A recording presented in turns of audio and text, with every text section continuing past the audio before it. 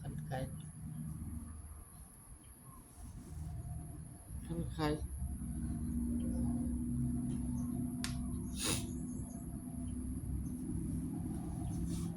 โอ้ยยาดมใช่ป่ะไม่เห็น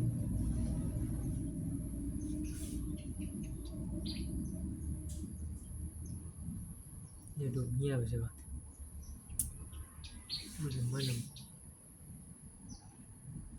ใจแน่ๆ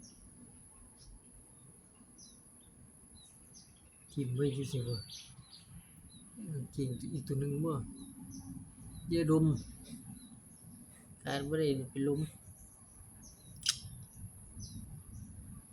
อีตูจะเป็นลมจากที่อื่นไตต้องพวกยาดมไปแล้วคือบางคนหนึ่งจากอื่นอยู่เป็นลม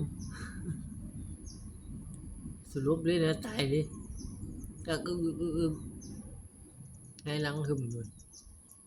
กันลมทั้งแรง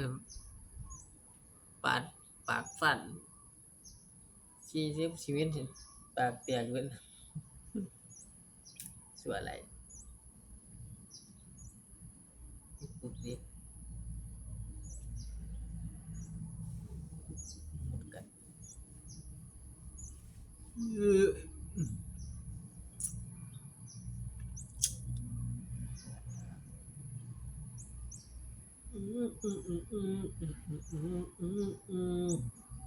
วันนี้เลย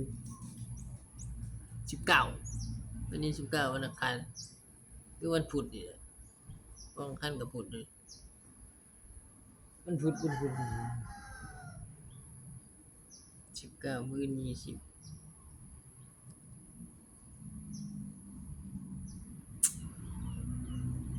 นอนบ่ได้ไปไสดอกนอนคือเคยอยู่เคยแค่นี้แต่บ่ม่วนหนาวเร็วนอนห่มๆอยู่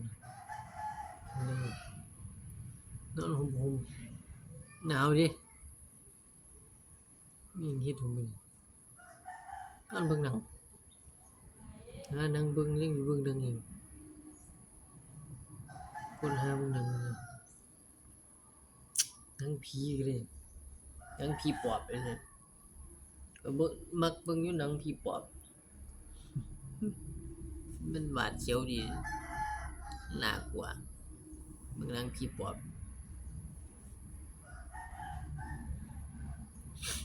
หนังผีปอบ